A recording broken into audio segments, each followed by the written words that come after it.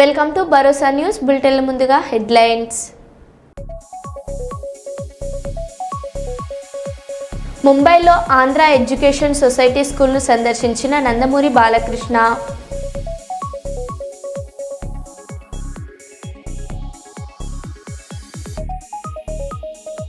Real estate వెంచర్ల దగ్గరికి వెళ్లి blackmail చేసి లక్షల్లో డబ్బులు వసూలు చేస్తున్న ముఠా గుట్టు రట్టు.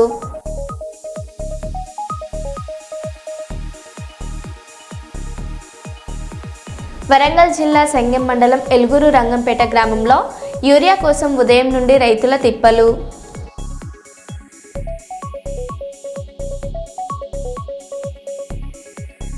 దేవనకొండ మండలం ఈదుల దేవర బండ గ్రామంలోని ఉల్లి రైతులతో మాట్లాడుతున్న జిల్లా కలెక్టర్ పి రంజిత్ బాషా.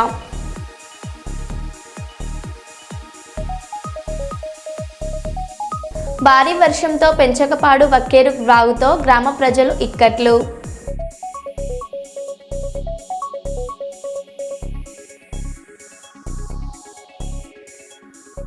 ఇక వివరాల్లోకి వెళ్తే, కర్నూలు పాతనగంలోని 1915 నాటి అతి పురాతనమైన గోకర్ణ రాంబొట్ల దేవాలయం అభివృద్ధి నోచుకోకుండా ఎండోమెంట్ అధికారుల నిర్లక్ష్య వైఖరి మరియు రాంబొట్ల దేవాలయాల ఆస్తుల పరిరక్షణకై ఏబిఎస్ ఛానల్ వేదికగా గలమెత్తిన బజరంగ్ దళ్ రాష్ట్ర కన్వీనర్ ప్రతాప్ రెడ్డి గారు మరియు నేషనలిస్ట్ గణేష్.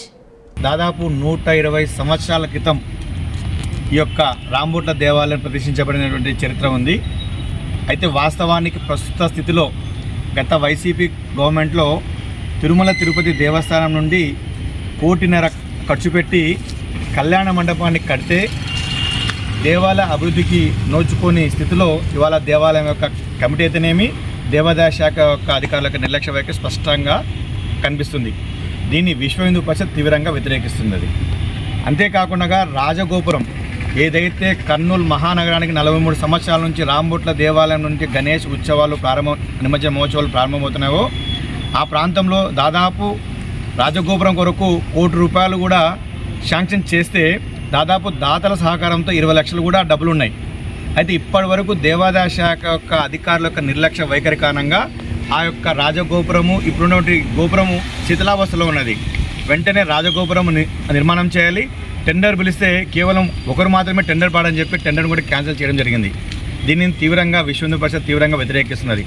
వెంటనే దేవాదాయ శాఖ అధికారులు ఎండోమెంట్ కమిషన్ స్పందించి వెంటనే ఇటువంటి చరిత్ర కలిగినటువంటి పురాతన చరిత్ర కలిగినటువంటి రాంబొట్ల దేవాలయం యొక్క అభివృద్ధికి తక్షణమే నిధులు కేటాయించాలి.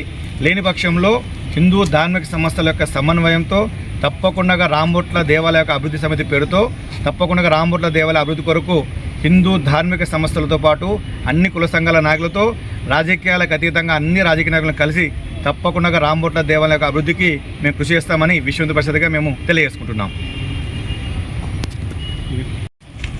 వాస్తవానికి దేవాలయంకి రాంబొట్ల దేవాలయం అనే ఒకటి పేరు ఉంది. రాంబొట్ల అనే పేరు వాస్తవానికి రాంబొట్ల అనే స్వామీజీ కాశీలో మునిగి ఇక్కడ పవిత్ర నది తుంగభద్రలో తేలినట్టు చరిత్ర ఆనవాళ్ళు తెలుపుతున్నారు. అయితే వారి సమాధి కూడా ఎక్కడో దేవాలయంలో మూలకున్నది. ఇటువంటి చరిత్ర కలిగినటువంటి మహానుభావుని యొక్క సమాధి కూడా అభివృద్ధికి నోచుకోవట్లేదు. అంతేకాకుండా చుట్టుపక్కన కూడా ఇంతకుముందు గతంలో పవిత్రమైనటువంటి తుంగభద్ర నది చెంతన ఉన్నటువంటి ఒక రాంబొట్ల దేవాలయంలో వ్యాయామశాల ఉండేది. వ్యాయామశాల కూడా అక్కడ లేదు వాస్తవానికి. కాబట్టి దేవాదాయ శాఖ అధికారులు స్పందించాలి. అక్కడ తప్పకుండా వ్యాయామశాల, వేద పాఠశాల, అలాగే ఈ యొక్క వైద్యశాల కూడా ఆ యొక్క రాంబొట్ల దేవాలయంలో ఏర్పాటు చేయాలి. తప్పకుండా తిరుమల తిరుపతి దేవస్థానం ఆధ్వర్యంలో 1.5 కోటి ఖర్చు పెట్టి కళ్యాణ మండపాన్ని నిర్మిస్తే ప్రారంభించకుండా అక్కడ పెళ్ళిళ్ళు జరుగుతాయి. గతంలో పెద్ద పెద్ద మహానుభావులు ప్రముఖులు అక్కడ పెళ్ళిళ్ళు చేసుకొని చాలా స్థిరపడ్డారు. అలాగే శ్రీరామనవమి నాడు కూడా అత్యంత వైభవంగా అక్కడ జరుగుతుంది. కానీ రాజకీయ నాయకుల యొక్క నిర్లక్ష్య వైఖరి, దేవాదాయ శాఖ యొక్క నిర్లక్ష్య వైఖరి స్పష్టంగా కనబడుతుంది. కాబట్టి తక్షణమే రాంబొట్ల దేవాలయ అభివృద్ధికి చుట్టుపక్కల కూడా తప్పకుండా డెవలప్ చేసి రాంబొట్ల దేవాలయ యొక్క చరిత్రను వెలికి తీయాలని, దాన్ని అభివృద్ధి చేయాలని హిందువులుగా మేము కోరుతా ఉన్నాం. మంతని మాజీ ఎమ్మెల్యే పుట్ట మధుకర్ చాకలి ఐలమ్మ వర్ధంతి సందర్భంగా మంతిలోని విగ్రహానికి పూలమాలలు అర్పించి నివాళులు సమర్పించారు. ఈ సందర్భంలో ఆయన మాట్లాడుతూ మహనీయులను గౌరవించని చరిత్ర కాంగ్రెస్ పార్టీదేనని, అలాగే రాష్ట్రంలో మహనీయుల పోరాట స్ఫూర్తిని ముందుకు తీసుకెళ్లే ప్రయత్నం ఏ పార్టీ కూడా చేయడం లేదని చెప్పారు. పుట్ట మధుకర్ ఈ సందర్భంగా మాట్లాడారు. ఈ పూలమాలలు వేసి శ్రద్ధాంజలి ఘటించడం జరిగింది. బీఆర్ఎస్ పార్టీ ఆధ్వర్యంలో కాంగ్రెస్ పార్టీ ఈ దేశంలో ఈ రాష్ట్రంలో ఎన్నడూ కూడా మహనీయులను మరి గౌరవించలేదు. వారి యొక్క పోరాటాల స్ఫూర్తిని ఎన్నడూ కూడా ముందుకు తీసుకెళ్ళడానికి ప్రయత్నం చేయలేదు. వాళ్ళ తెలంగాణ రాష్ట్రం సిద్ధించడానికి గౌరవ ముఖ్యమంత్రి ఆ రోజు ముఖ్యమంత్రి పెద్దలు కేసీఆర్ గారి నాయకత్వంలో చాకలి ఐలమ్మ, దొడ్డి కొమరయ్య, కొమరం భీం, బాబాసాహెబ్ బిఆర్ అంబేద్కర్ గారి రాజ్యాంగాన్ని పట్టుకొని తెలంగాణను సాధించి మహనీయులను తెలంగాణ రాష్ట్రంలో వెలికి తీస్తే ఇవాళ కాంగ్రెస్ పార్టీ చాకలి ఐలమ్మ జయంతులు వర్ధంతులను అధికారికంగా చేస్తామని చెప్పి కనీసం ఇవాళ విగ్రహానికి నీళ్లు పోసి కూడా కడగలేదు, శుద్ధి చేయలేదు. అంటే వాళ్లకు ఏ విధమైనటువంటి మహనీయుల మీద భావన ఉన్నదో కనబడతా ఉన్నది. మంత్రి నియోజకవర్గంలో అయితే వీళ్ళని అస్సలు కనబడనీయకుండా చేసిన కుటుంబం మంత్రి ఎమ్మెల్యే కుటుంబం. కనుకనే మేము ఎమ్మెల్యేను అడుగుతూ ఉంటాం, నిలదీస్తూ ఉంటాం. వారి వెంబడి ఉన్న వాళ్ళకు అర్థం కాకపోయినా ఈ సమాజానికన్నా అర్థమవుతుందని అక్కడ ఇక్కడ ఈ సమాజం దృష్టికి తీసుకెళ్తా ఉంది. ఇప్పటికైనా కళ్ళు తెరవాలి. రోజు యూట్యూబ్లు వచ్చిన తర్వాత, సోషల్ మీడియా వచ్చిన తర్వాత మీరు దాచి పెడితే తాగే పరిస్థితులు లేవు. వాళ్ళు అర్థమైపోతూ ఉన్నారు. మహనీయులు సామాన్య ప్రజానీకానికి అర్థమైపోతూ ఉన్నారు. వాళ్ళ చరిత్ర ఎప్పుడైతే తెలుస్తుందో మీ కుర్చీలు కదలక తప్పయ్యనే విషయాన్ని ఈ సందర్భంగా కాంగ్రెస్ పార్టీని రేవంత్ రెడ్డి గారి ప్రభుత్వాన్ని హెచ్చరిస్తూ, ఇది బాధాకరమైన అంశం. మరి రేవంత్ రెడ్డి గారి మధ్యలో జయపాల్ రెడ్డి గారిది వాళ్ళది వీళ్ళది విగ్రహాలు పెడతా ఉన్నాడు. మా చాకలి ఐలమ్మని ఎందుకు చూడబుద్ధి అవుతలేదు మీకు? ఈ మంత్రిలో ఇవాళ మంత్రి ఎమ్మెల్యే జవాబు చెప్పాలి. మీరు చాకలి ఐలమ్మను ముట్టుకోరు, చాకలి ఐలమ్మకు పూలేయరు, బాబాసాహెబ్ బిఆర్ అంబేద్కర్ గారి విగ్రహాన్ని ముట్టుకోరు. మీరు ఎంతసేపు ఓట్లు వస్తే ఈ కులాలను వాడుకోవడం మీకు అలవాటు అయిపోయిందనే విషయం ఇలా తేట తెల్లమైపోయింది. మీ చేతిలో మున్సిపాలిటీ ఉన్నది, యంత్రాంగం ఉన్నది, కనీసం నీళ్లు పెట్టి కడగరా విగ్రహాన్ని. ఇదేనా మీ నీతి, మీ జాతి? ఏ మాత్రం ఈ సమాజం కోసం పనిచేయని మీ నాయనకు మొక్కమంటారు, మీ నాయనను పూజించమంటారు, ఇంటింటికో విగ్రహాన్ని పెట్టుకోమంటారు. మా నాయన విగ్రహం పెట్టుకున్న వాళ్ళకే పదవులు పథకాలు ఇస్తామంటారు. ఈ నీతి ఈ సమాజానికి తెలవాలని మరి సందర్భంగా హెచ్చరిస్తూ, ఇవాళ వారి జయంతిని వర్ధంతిని గొప్పగా బీఆర్ఎస్ పార్టీ ఎప్పుడు కూడా నిర్వహిస్తుందని, వాళ్ళ యొక్క స్ఫూర్తితోటే తెలంగాణ సిద్ధించిందనే విషయాన్ని చాటి చెప్తామని గుర్తు చేస్తూ కార్యక్రమంలో పాల్గొన్న మా బీఆర్ఎస్ పార్టీ నాయకులందరికీ హృదయపూర్వకంగా ధన్యవాదాలు. జై తెలంగాణ. దేవనకొండ మండలం ఈదుల దేవర బండ గ్రామంలోని ఉల్లి రైతులతో మాట్లాడుతున్న జిల్లా కలెక్టర్ పి రంజిత్ బాషా.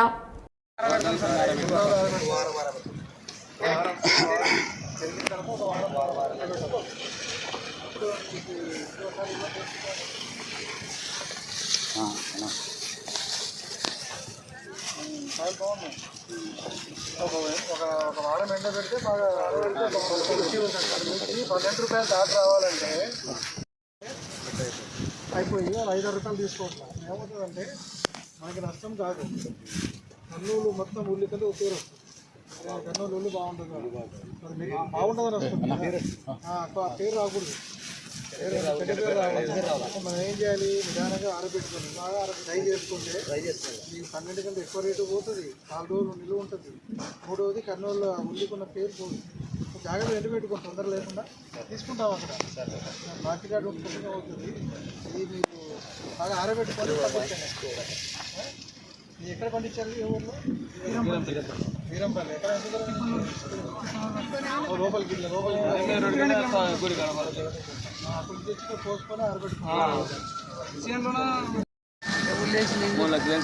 మొత్తం ముళ్ళేసావా? మొత్తం ముళ్ళే. ఎంత ఖర్చు అయింది? 3 లక్షలు. ఇప్పుడు ఎకరాకి ఎన్ని టన్నులు వచ్చింది మీకు? ఏం లేదు, మొన్న వర్షంలోనే అన్ని కింద పోసినాం. ఏం రాలేదు సార్. ఇది ఒకటి ఒక్కడి బయటకు వచ్చేది సార్. 5 ఎకరాల్లో మీకు మామూలుగా 5 ఎకరాల్లో 200 ప్యాకెట్ బస్తాలు వచ్చింది సార్. 10 టన్నులు వచ్చింది సార్. అది 200 ప్యాకెట్లు వచ్చి 10 టన్నులు వస్తుంది సార్. 5 ఎకరాలకి అంటే మొత్తం మాకు చేతికి వచ్చింది 10 టన్నులు వచ్చింది. మిగతాదంతా మనకి ఫీల్డ్ లో ప్రాబ్లం అయిపోయింది. ఫీల్డ్ వాన ఎక్కువైంది సార్. ఈసారి అది 10 రోజులు కంటిన్యూ వర్షం పడింది కదా సార్. మాకు 14 రోజులు పడింది. అది బాగా దెబ్బ ఉంది. వర్షం లేకపోతే అంత ఉండదు. వర్షం పడి కాయ బాగానే ఉంది. ఇది మీడియం రేంజ్. ఇంకా ఇది ఇదే రకం ఉందా? ఇంకో రకం ఉందా? ఇది ఇదే పోతుంది సార్. మాకు ఈ రోజు వస్తుంది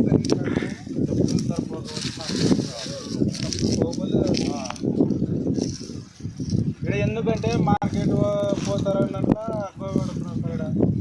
ఇక్కడ ఆడికి పోతే ఆడ అగ్గ చేస్తున్నారు. పరిస్థితి అది ఉంది.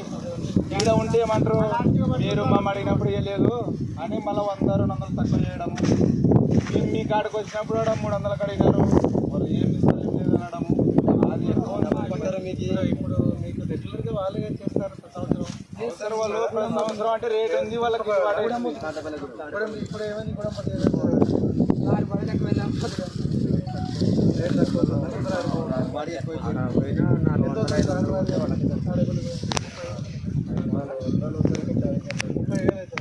అదే బండి బట్టి వస్తుంది సార్. లోడింగ్ అందరు కలిసి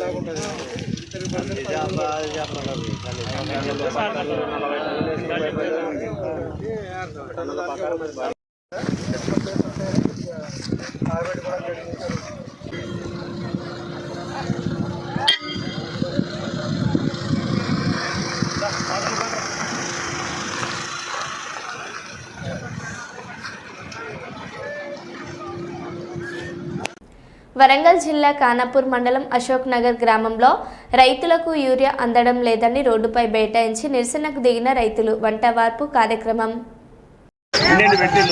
ఇవాళ సాయంత్రం అన్న రేపన్నా వస్తాయి. వచ్చే ముందు మీకు ఇన్ఫార్మ్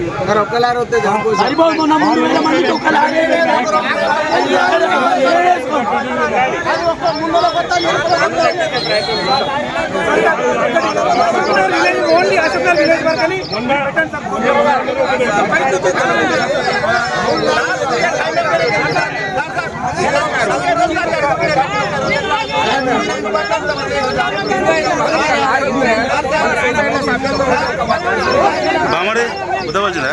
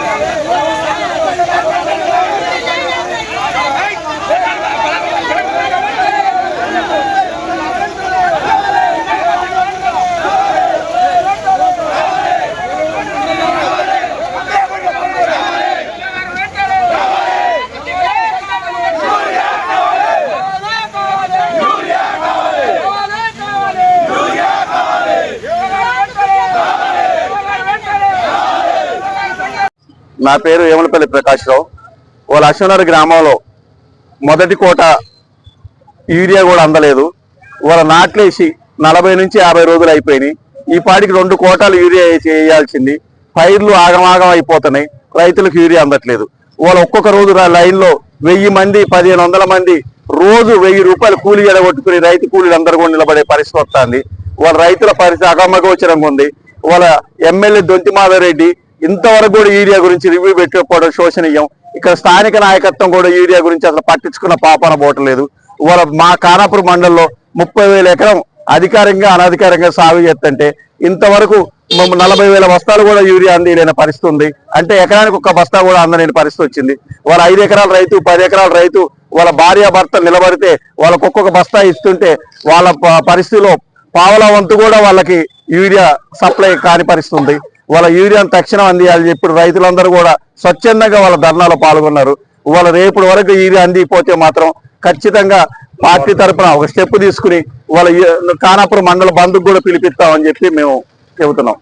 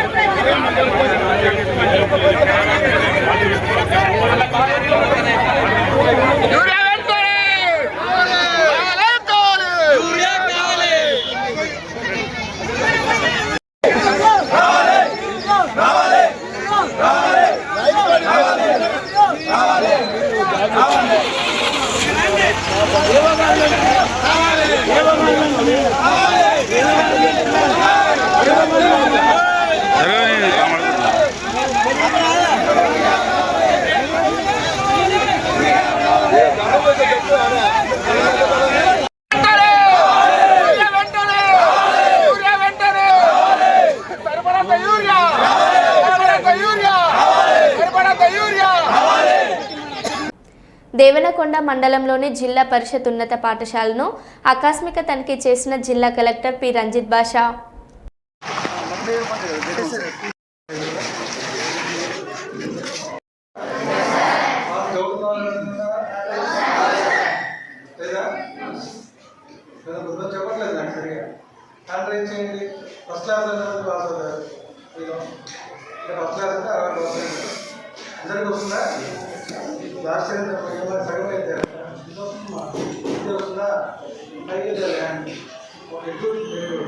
ఎంతమంది రాష్ట్రం ఫస్ట్ ఎలా ఉన్నది ఇప్పుడు సప్లిమెంటరీ కదా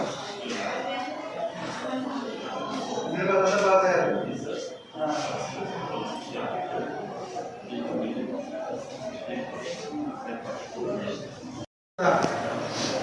సెకండ్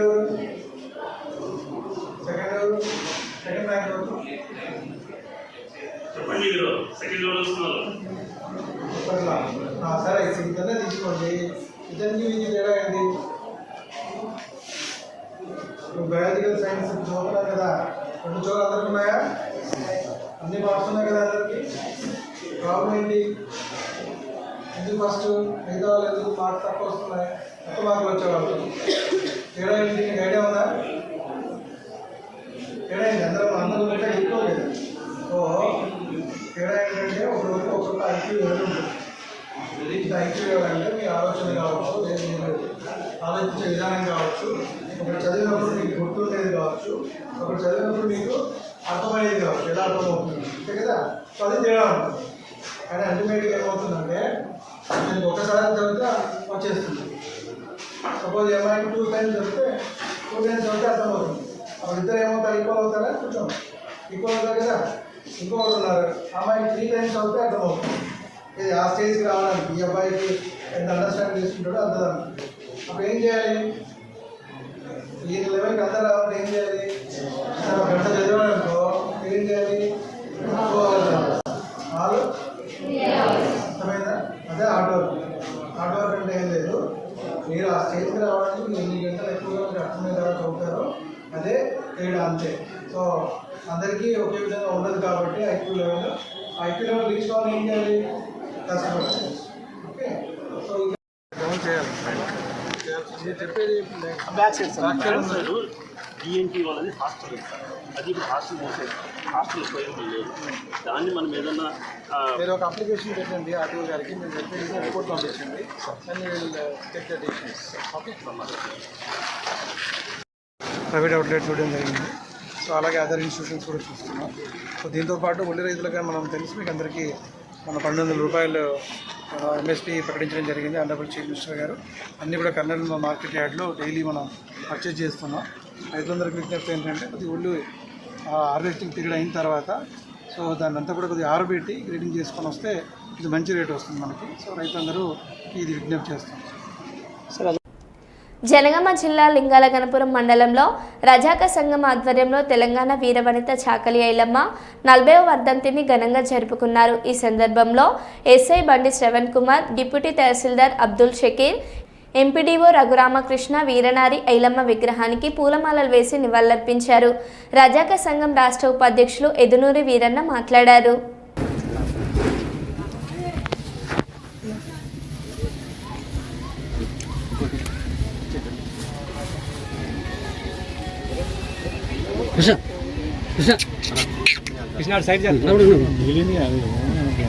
జోహార్ చాకలేలమ్మ గారికి, జోహార్ జోహార్ చాకలేలమ్మ గారికి, జోహార్ జోహార్. ఐలమ్మ ఆశయాలను కొనసాగిద్దాం, ఐలమ్మ ఆశయాలను కొనసాగిద్దాం. జై రజక, జై రజక, జై రజక, జై జై రజక. ఇద్దాం ఇద్దాం ఇద్దాం మధ్యదా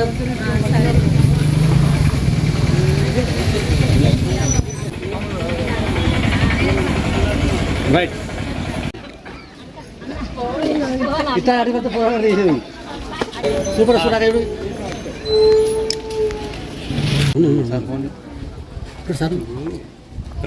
sir sir sir sir sir madam right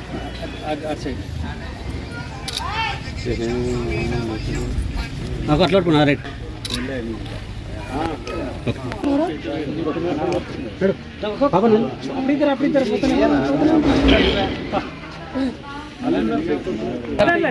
చెప్తానే ఉండదు నువ్వు రా.